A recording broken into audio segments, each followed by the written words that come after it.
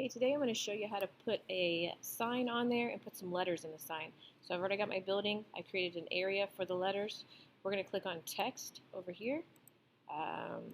Then click on the screen. Type in whatever text you want to do.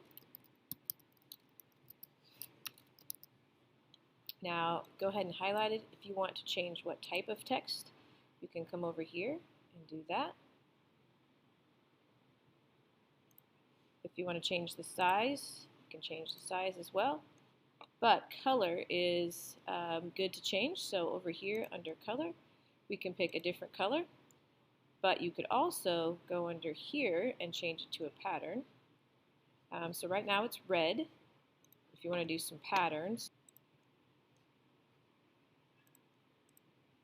There we go. Okay. Okay, now it's up here, just regular, not perspective. So I'm going to click on the black arrow, and it has a blue square around it. Now while it's doing that, I'm going to go Shift V, and that way when I move it, it moves it in perspective. And then I just drag the corners here to fill up the full sign, and now I've got that.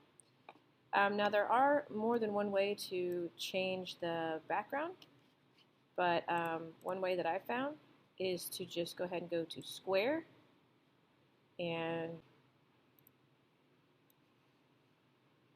click on the background, draw a square. That could be cool. If you just want it blue, click on a nice blue color. Now right now that's in front of it, so I'm going to select it, right click, arrange, and send it to the back. There probably are other ways, but that's one way that I've found to do it.